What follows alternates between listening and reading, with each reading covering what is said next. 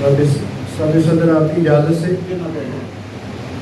اسلام اور سوشلزم کے حوالے سے جو ڈاکٹر طاہر شبیر صاحب نے مضمون بیان کیا ہے اور اس میں انہوں نے جو بھی ایک اپنا تھیسس ڈیولپ کرنے کی کوشش کی ہے، قرآن کے حوالے اس میں آئے، خلافت راشدہ کی ایگزامپل دی گئی، صنعتی انقلاب سے پہلے کی دنیا اور صنعتی انقلاب کے بعد کی دنیا اور کولونیلزم میں موجود جو چیزیں ہیں، سوشلزم کی جو سائنسی تشریح کی جاتی ہے یا اس کو ایک سائنٹیفک نقطہ نظر سے دیکھا جاتا ہے، دیکھنا یہ بھی پڑے گا کہ مختلف ادوار میں یا ادیان میں محبوب کے ساتھ اور محبوب کی ازالے کے لیے اور دنیا میں جو مروجہ نظام رہے ہیں ان میں جو ہے مزدور کے لیے اور جبر کے خلاف جو چیزیں ہیں، مذاہب میں اس کی دونوں طرح کی مثالیں موجود ملتی ہیں۔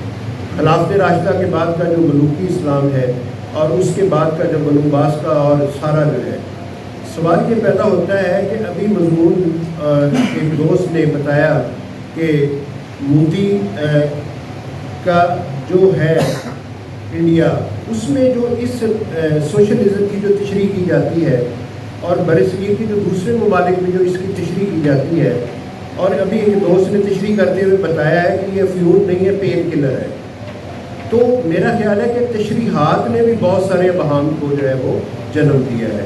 تو اگر سابق صدر اس نقطے کو بھی اگر بیان کر دیں تو بہتر ہوگا۔ شکریہ۔ ایک سیکنڈ میں مائک میں دوں۔ اچھا، گزارش یہ ہے کہ آپ سب سینئر دوست بیٹھے ہیں، بڑے لکھے لوگ ہیں، اور آپ دوستوں کی جو میں نے جیسا کہ آغاز میں کہا کہ یہ موضوع اتنا کمپلیکیٹڈ نہیں ہے۔ اس کی وجہ یہ ہے کہ ہم اسلام کے بارے میں بھی جانتے ہیں، تو ہماری زندگیوں سے معاشرے میں گزرے بھی گھروں میں پیدا ہوئے، سوشلزم کے ہم اسٹوڈنٹ رہے ہیں، آج بھی ہیں، آج بھی پڑھتے ہیں، آج بھی سیکھ رہے ہیں ان سے۔ تو ان دونوں کے درمیان ایک برج بنانے کی کوشش کی ہے ڈاکٹر صاحب۔ یہ تو میرا آپ سے، آپ سب دوستوں سے جو یہاں بیٹھے ہیں، میں ان سے ایک سوال یہ کرنا چاہتا ہوں، آپ میری رہنمائی کریں اس معاملے میں تاکہ میں آخر میں کلوزنگ جب کروں تو اس میں ان چیزوں کو بھی شامل کر سکوں کہ کسی نظام کی، یعنی دو نظاموں کی جو مشترکہ خصوصیات ہیں، کیا اس کی فکری بنیادوں کو ایک نئی یا اصل شناخت یا ان کو وہ جوڑ سکتی ہیں؟ اگر دو مختلف نظام ہیں اور وہ دو مختلف نظام جو ہیں ان کی چند چیزوں میں مماثلت موجود ہے، تو کیا وہ جو ایک دو مماثلت ہیں اس پورے فکری نظام کو ایک دوسرے سے جوڑ سکتی ہیں؟ کیا ایسا ممکن ہے؟ تو اس پہ میری رہنمائی کریں آپ۔ جناب صدر،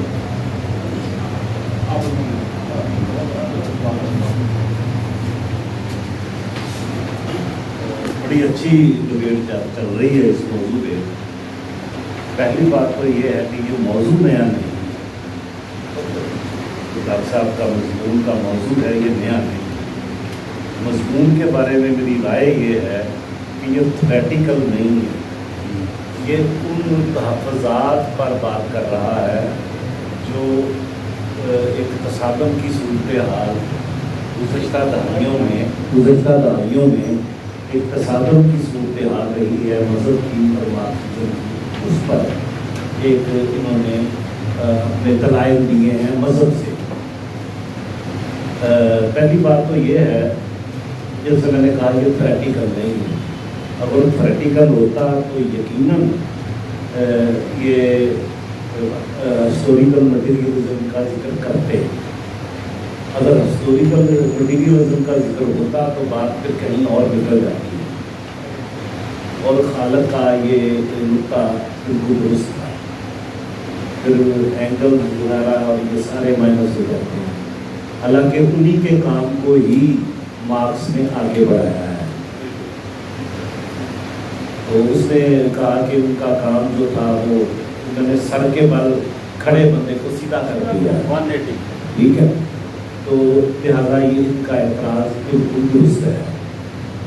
اب میں نے جیسے کہا کہ یہ نیا کام نہیں ہے، مثلاً اگر برصغیر سے ہی اس کی مثالیں جیسے میاں صاحب نے جگہوں سے مثالیں دی، برصغیر سے بھی دی اور باہر کے ممالک سے بھی دی، تو برصغیر کے اندر ہی ابھی حضرت موہانی کا ذکر آیا،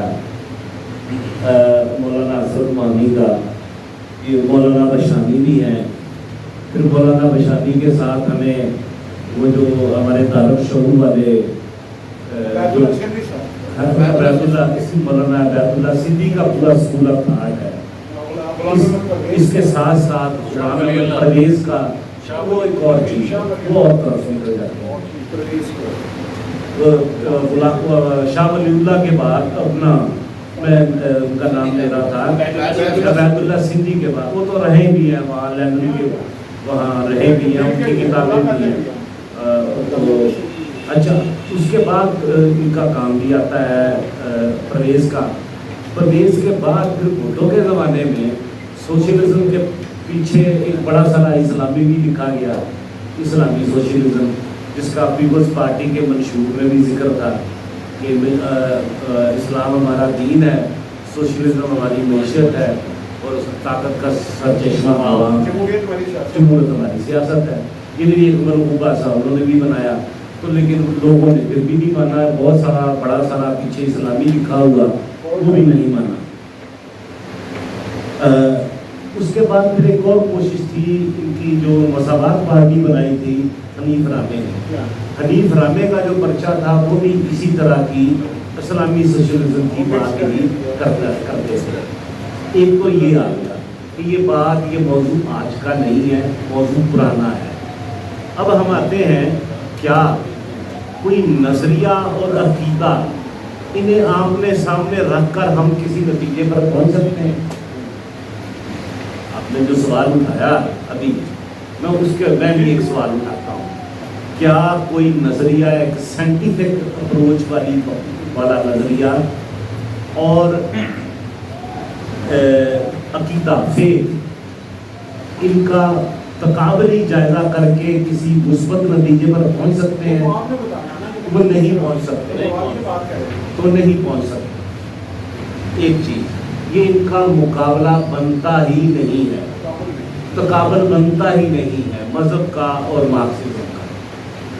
وہ ایک سائنسی اپروچ ہے جیسا کہ عمران ہاشمی صاحب نے کہا، اور دوسری طرف فیتھ ہے، فیتھ کو نہ مانے تو آپ بالکل اس کے دائرہ کار سے باہر نکل جائیں گے۔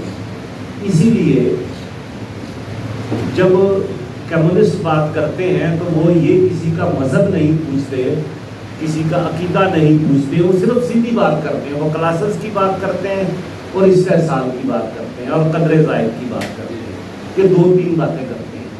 وہ کہتے ہیں کہ دنیا بھر کے محنت کشوں ایک ہو جاؤ، اس میں وہ یہودیوں سے یا صرف مسلمانوں سے، صرف ہمارے مسیحی دوستوں سے یا بدھسٹ نہیں کہتے، وہ ورکنگ کلاس سے کہتے ہیں۔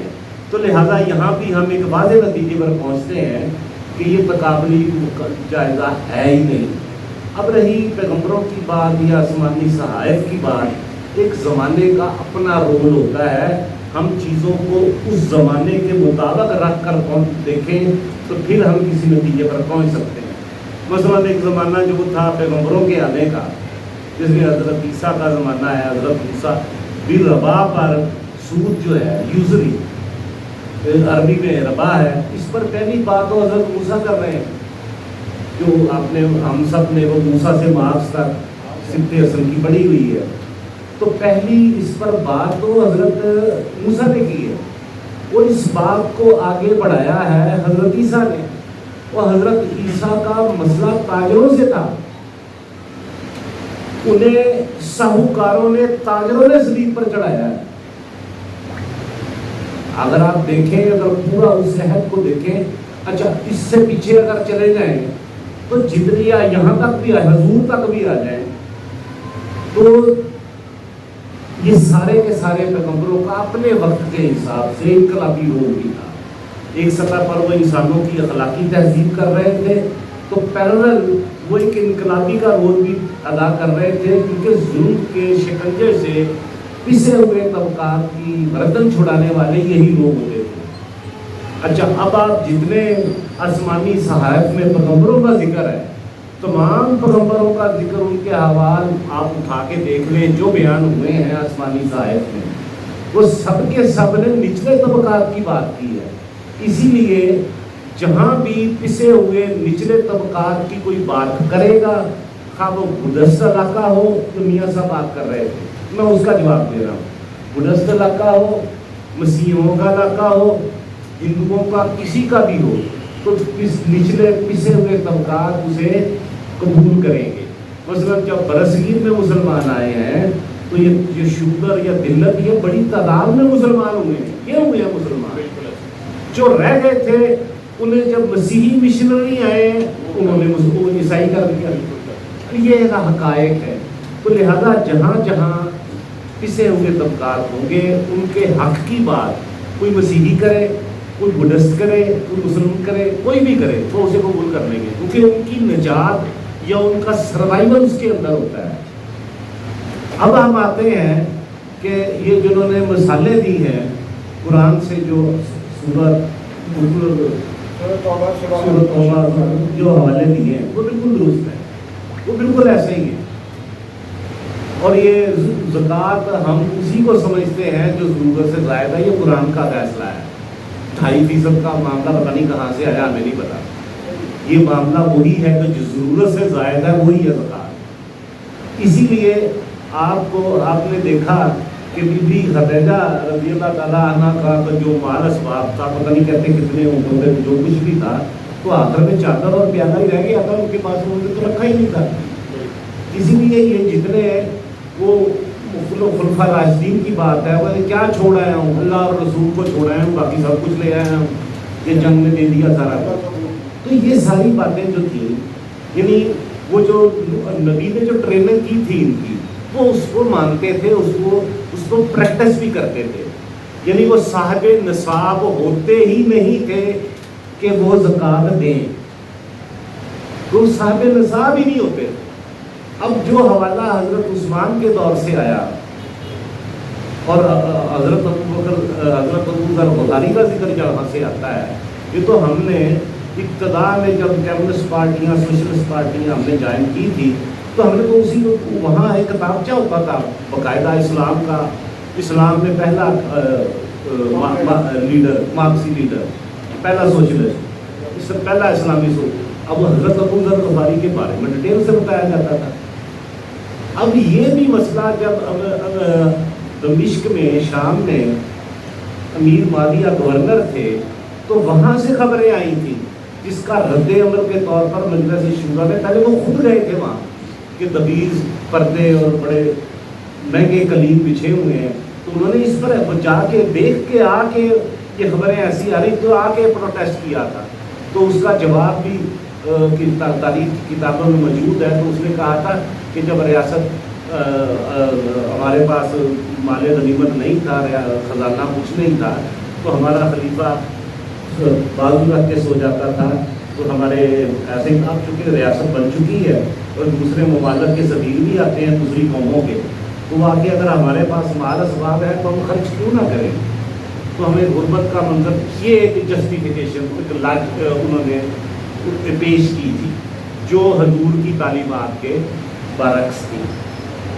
اچھا جناب صدر، یہاں تک تو بات ہوئی کی ہے. اب ہم آگے آتے ہیں کہ یہ ہوا کیا. انہوں نے بات کی، آفتاب نے بڑی خوبصورت بات کی کہ جن کے خلاف یہ مذہب کا پیغام آیا وہی اس پر قابض ہو گئے، اس نے سارا کچھ کر دیا. مثلا ابو سفیان آخری عرب امپائر کا نمائندہ تھا، سردار تھا، جو آخر تک لڑا ہے، اور وہی بچا تھا والوں کو اسلام بھی فتح مکہ کے بعد مسلمان بھی ہو گیا. اسی کے پوتے نے آ کے یا اس کے بیٹے نے ہی آ کے سارا کچھ، وہ سیاسی گھرانہ تھا، اسی نے آ کے جو نقشہ بدلا جو کچھ ہماری تاریخ میں ملتا ہے بتانے کی ضرورت نہیں. پیرلل اگر ہم ادھر دیکھیں، یہاں جو برصغیر کی انہوں نے مثال دی تھی، وہاں بھی یہی مسیح کہ انہوں نے جو حضرت عیسیٰ کو جس طرح سے مسلوب کیا ہے، تو وہ بھی ہمارے سامنے ساری باتیں ہیں. میں سمجھتا ہوں کہ تو یہ تقابلی جائزہ بنتا ہی نہیں ہے کسی صورت. دوسری بات یہ کہ میاں صاحب نے ایک بات کہی کہ اسٹیٹ لیس سوسائٹی کی، کہ اسٹیٹ لیس سوسائٹی ہو جائے گی، اس پر عمل نہیں کیا مارکسیوں نے.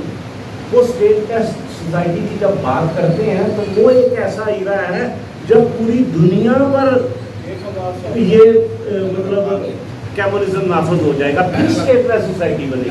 وہ گلوبل جو گلوبل ولیج جس کی یہ بات کرتے ہیں اصل میں ہم اور معنوں میں لیتے ہیں، وہ جب پورے گلوب پر یہ آ جائے گا. وگرنہ آپ سرحدیں کھول دیں، سارا کچھ بند کر دیں تو یہ 70 سال بھی نہ چلتا. سرمایہ دارانہ نظام سارا ادھیڑ کے رکھ دیتا، جتنا اتنی کوشش کے بعد 70 سال کے بعد وہ کامیاب ہوئے اسے گرانے میں، تو وہ 7 دن نہ چلتا. تو لہذا اسٹیٹ لیس سوسائٹی کو جب ہم دیکھتے ہیں یا اتھارٹیزن بنتے ہیں تو اس میں ہمیں دیکھنا پڑے گا. اگر یہ آپ سختی سے سٹالن اگر یہ رول نہ پلے کرتا، یقین کریں وہاں وہیں ختم ہو جانا تھا یہ رشیا کا نظام اور سارا کچھ. کیوں کہ جو طاقتیں اتنے عرصے سے قابض ہوتی ہیں وسائل پر، ریاست پر، اختیار پر، یا ان سے وابستہ جو طبقات ہوتے ہیں، جو مراد یافتہ طبقہ ہوتا ہے، وہ کسی بھی صورت کو میں آپ کو آگے بڑھتا ہوا نہیں دیکھ سکتا. منٹو صاحب نے ایک دفعہ بڑی خوبصورت بات کی. انہوں نے کہا کہ جب انقلاب سورہ ہوا افغانستان میں، جشن نوروز پہ انہوں نے کمیونسٹ پارٹیوں کے مختلف ممالک سے وفود بلائے. وہ کہتے ہیں ہم بھی گئے. اب یہ کنڈیشنر جو ہوئی ہوتی ہے، اس کنڈیشنر کو توڑنا بڑا ضروری ہے. آپ مائنڈ سیٹ کو تبدیل کیے بغیر آپ کوئی بھی نظریہ، کوئی بھی نقطہ نظر نافذ کر دیں، وہ کارگر ثابت نہیں ہوگا. منٹو صاحب کہتے ہیں ہم بھی وہاں گئے. جب ہم وہاں گئے تو انہوں نے بتایا، انہوں نے بتایا گیا افغانستان کا جو پارٹی کے جو وزیر اعظم تھے، انہوں نے کہا جناب ہم نے جو انہیں بے زمین کسانوں کو جو زمینیں دی تھیں تو انہوں نے لا کے ہمیں کاغذ واپس کر دیے. وہ کہتے ہیں کہ جناب یہ کاغذ کا ٹکڑا کیسے ثابت کرتا ہے کہ یہ زمین میری ہو گئی؟ یہ تو اتنے سالوں سے فلاں خان کی ہے، فلاں ملک کی ہے. وہ کہتے ہیں اب ہم اس کا کیا حل کریں؟ تو یہ صورتحال بھی ہوتی ہے جس کا سامنا کرنا پڑتا ہے. لہذا یہ نقطہ ایک تو یہ بات کلیئر ہو گئی کہ اسٹیٹ لیس سوسائٹی تبھی بنے گی جب پوری گلوب پر یہ نظام یا یہ نقطہ نظر کے لوگ پھیل جائیں گے، جس کے لیے مختلف زمانے میں، مختلف عہد میں مختلف لشکری بھی نکلے ہیں، انہوں نے بھی یہ کیا ہے. تو میں سمجھتا ہوں کہ مضمون تھاٹ پرووکنگ ضرور ہے، اور انہوں نے جو اسلام سے مسالے دیے ہیں وہ بالکل درست ہیں. لیکن اس کے پیرلل ایسے حوالے موجود ہیں جو کنٹراڈکٹ کرتے ہیں، جو کنٹراڈکشن کریٹ کرتے ہیں کمیونزم کے ساتھ. آپ ان کا کردار کسی سطح پر یہ کردار ادا ہو چکا ہے بھٹو کے دور میں، لیکن لوگوں نے اسے قبول نہیں کیا. میں آپ کو ہمارے شاید ہم یہ سمجھتے ہیں کہ ہمارے دوست جو تھے یا وہ کہتے تھے وہ مذہب کو خواہ گالی دیتے تھے، میں اللہ کو نہیں مانتا. مجھے یہ بتائیں یورپ اور امریکہ کی بڑی آبادی ایتھیسٹ کی ہے، نان بلیورز کی، کیا وہ سارے مارکسی ہیں؟ وہ تو سارے کے سارے سرمایہ دار نظام کے اتحادی ہیں، اسے سپورٹ کرتے ہیں. تو لہذا یہ سوال ہی پیدا نہیں ہوتا کہ کمیونسٹ ہونے کے لیے کسی مذہب کا پیروکار ہونا ضروری ہے یا اس کا پیروکار ہونا نہیں ضروری. یہ سوال ہی نہیں بنتا، اسی لیے یہ سوال ہی پیدا نہیں ہوتا. تو آپ کو اگر ٹرو مین اور خروشیف کے زمانے کا ڈبیٹ اگر یاد ہو جو ریڈیو پر ہوتی تھی، وہ کہتے تھے، ٹرو مین کہتا تھا کہ مسلمانوں، مسیحیوں، ہم ایک اللہ کے ماننے والے ہیں، لہذا ہم اللہ کے ماننے والے ہیں، یہ مسیح جو ہیں یہ اللہ کو نہیں مانتے. یہ ڈبیٹ ٹی وی پہ چلتی تھی، ریڈیو پہ کہ لہذا تم ہمارے فطری اتحادی ہو، ہمارا اکثر ایک لمحہ کہ تم ہمارے فطری اتحادی ہو، ہمارا ساتھ دو. خروشیف کیا کہتا تھا؟ خروشیف کہتا تھا کہ دنیا بھر کے ملت کشو ایک ہو جاؤ.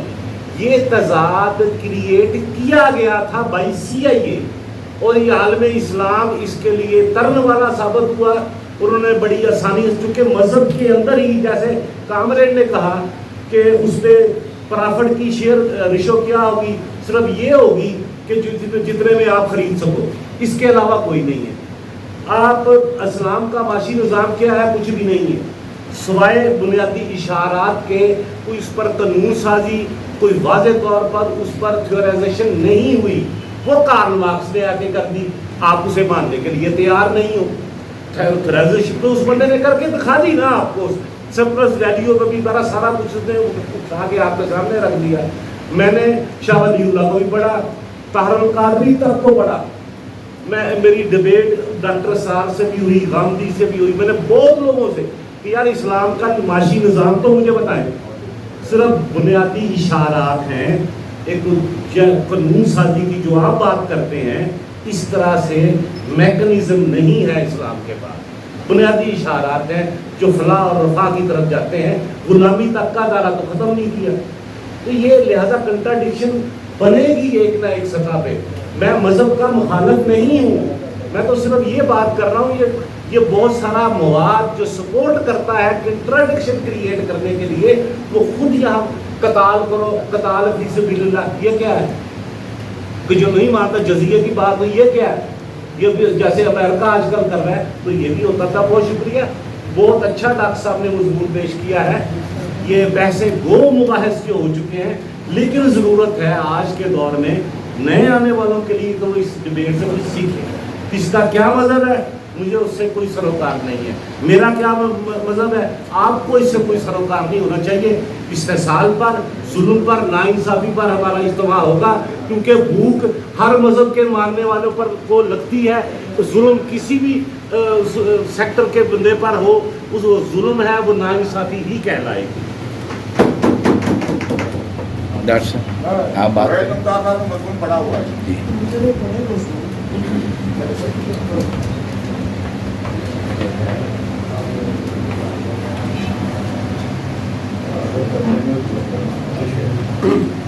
صاحب صدارت کی اجازت سے بڑی کمپریہنسو گفتگو کی عابد صاحب نے، اس میں تھوڑی سی میں زیادہ وقت نہیں ہوگا۔ ایک تو ہمیں تمام صاحبان جو ہے ماشاءاللہ سب کو اس کے علم میں ہے، اسلام جو ہے وہ ایک ٹرائبل سسٹم میں جو ہے ایک ٹرائبل نظام میں اسلام جو ہے اس کی آمد ہوئی، اور وہ سارے وارئرز ہیں، ٹرائبل ہیں، تعصبات ہیں، عصبیت ہے، جہالت ہے، سرداری نظام ہے، اور ایسے میں ایک پیغمبر کا، نبی کا جو رول ہے وہ اصلاحاتی سے اصلاحاتی، وہ میکسیمم جو اصلاحات اس دور میں وہ کر سکتا تھا انہوں نے مقبول پر کوشش کی۔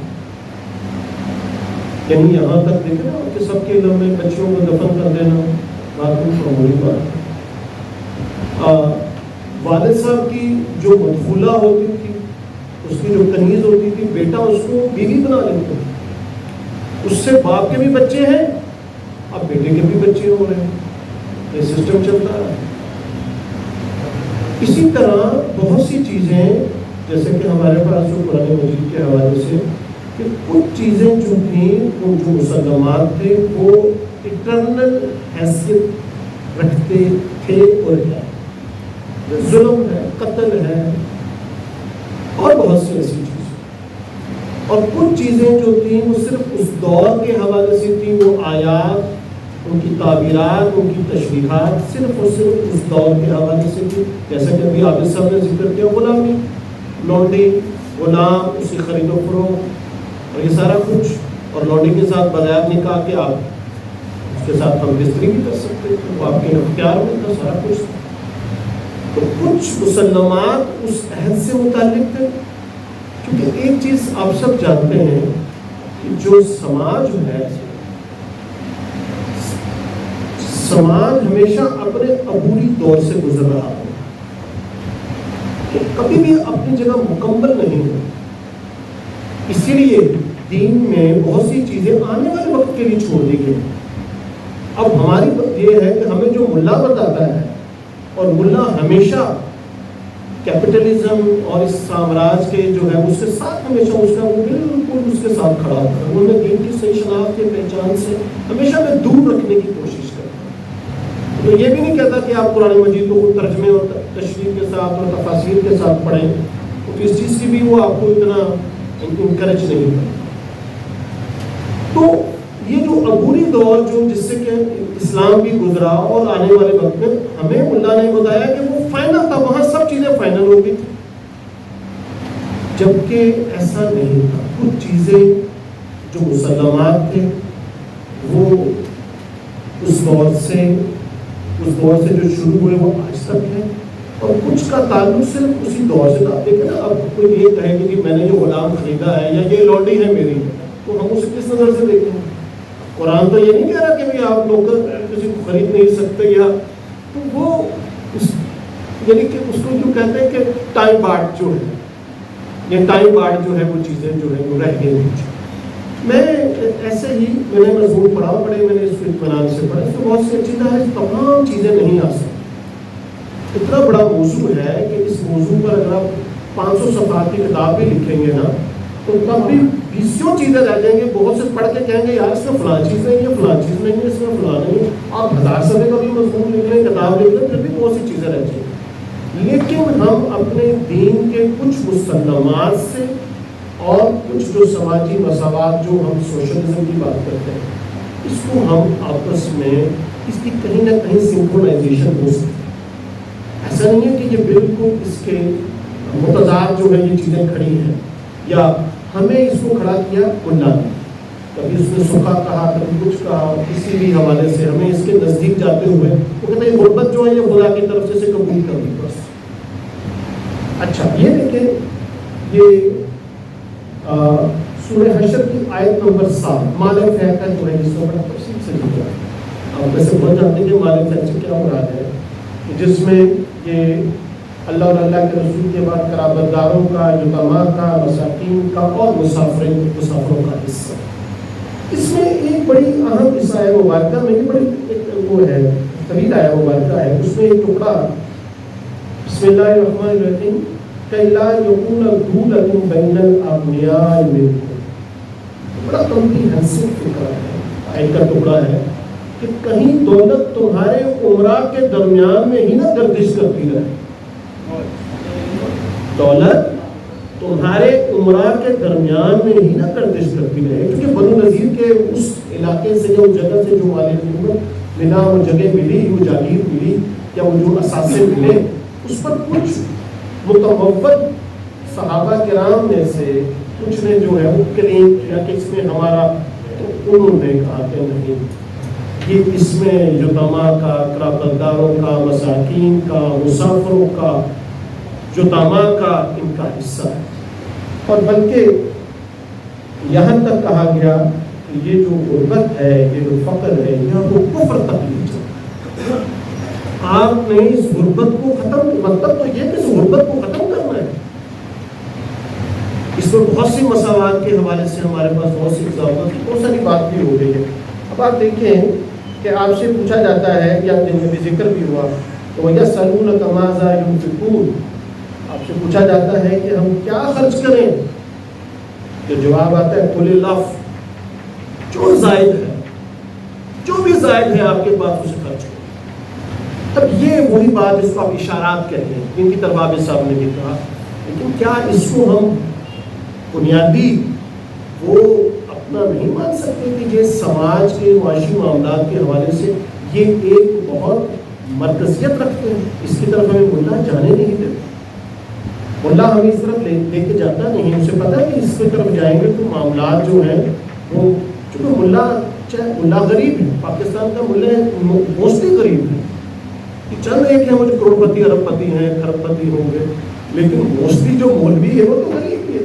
लेकिन वो गरीब भी गुरबा के साथ नहीं खड़ा होगा, वो जो है सरमायादार के साथ खड़ा होगा। उसके रोटी पानी का सारा मसला, उसके एक्स्ट्रा खर्चे, तनख्वाह तो उसकी इतनी है ही नहीं है, उसको तो सारे जो इनाम और इकराम है वो सब दाएँ बाएँ से आप और बहुत से ऐसे लोग जो मुतमव्वल है देते हैं और दे सकते हैं, जिसको उसका सारा इंसान है।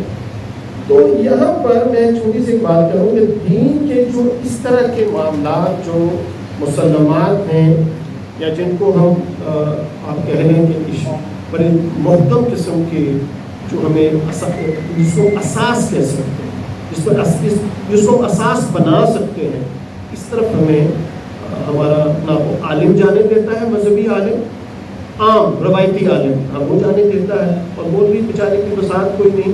مجھے وہ یہاں پر جو ہے میں نے چھوٹا سا میرے ذہن میں وہ افسانہ نگار جو ہے وہ چیکوسلوواکیا کی کارل چاپیک جو ہے، جس کا افسانہ آپ میں سے شاید بہت سے دوستوں نے پڑھا ہوگا، 5 چپاتیاں، 5 گروپس. یعنی وہ حضرت عیسیٰ علیہ السلام سے بہت متاثر ہے اور بہت ان کی گفتگو سے متاثر ہے، لیکن وہ نان بائی ہے، اور وہ کہہ رہا ہے کہ اس شخصیت نے جس کی گفتگو بہت اچھی ہے، جس کے سارے معاملات بہت اچھے ہیں، اور میں سے بہت امپریس ہوں، اور کہ جیسے مردوں کو زندہ کر رہا ہے، لوگوں کو شفا بخش رہا ہے، کمال ہے، لیکن یہ ہمارے ساتھ ناانصافی ہے، یہ ہمارے نان بھائیوں کے ساتھ انجسٹس ہے، یہ اکنامکلی انجسٹس ہے. اسی طرح جو عطائی تھے، جب لوگوں کو شفا ملی تو عطائیوں نے جو ہے وہ اس پر اعتراض کیا، مچھیروں نے اعتراض کیا کہ یہ 5 روٹیوں کے ساتھ اور 2 مچھلیوں کے ساتھ یہ 5000 لوگوں کو کھانا کیسے کھلا دے. تو یہ اس چیز پر ان مچھیروں کا بھی اعتراض ہوا، ان کا نان بھائیوں کا اعتراض ہوا، اور وہ سو کال جو ڈاکٹرز تھے، رومن ڈاکٹرز وغیرہ بھی جو بھائی تھے، ان کا بھی اعتراض ہوا. تو نے کہا میں اسے بہت متاثر ہوں، اور میری بیوی بھی اسی طرح مر گئی ساری، اگر وہ ہوتی تو میں جھک جاتا، میری بیوی کو شفا مل جاتی، میرا بہت زیادہ پیسہ اٹھ گیا. کہتا اگر یہ شخص مجھے یروشلم میں نظر آیا نبی عیسیٰ علیہ السلام، تو میں کہوں گا اسے کروسیفائی کر، اسے صلیب پہ چڑھا، اسے مصلوب کر. تو بس میں اتنی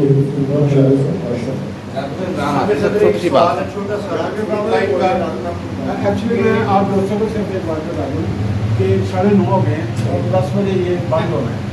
نظم ہے، نظم بھی ہے. لائن کا سوال ہے کہ مستقبل قریب یا بعید میں سوشلزم عملی طور پر عالمی نقطہ حاصل کر سکتے ہیں یا نہیں؟ جناب صدر شکریہ، مجھے چھوٹی سی بات کرنے کا موقع دیا گیا ہے. پہلی بات یہ ہے کہ تمام جو مذاہب ہیں ان میں سے جو میتھولوجیکل ایگزامپلز اکٹھی کر کے ان کو پیرلل کھڑا کیا جاتا ہے، یہ بالکل جیسا کہ عابد صاحب نے فرمایا یہ کوئی میل نہیں کھاتا. دوسری بات یہ کہ بائی ورچو انسان ہر جگہ پہ عدل کا، انصاف کا اور یہ ساری چیزوں کا وہ اس کے اندر جذبہ تو ہوتا ہے. اب یہ میں مثال یہ دوں گا کہ جیسے میرے جیسے عام جو شاعر ہوتے ہیں ان کے کلام سے بھی نا ایک آدھ کوئی اچھا شعر نکل ہی آتا ہے، لیکن ہم اس کو کوئی مستند شاعر یا وہ ادیب نہیں قرار دے سکتے.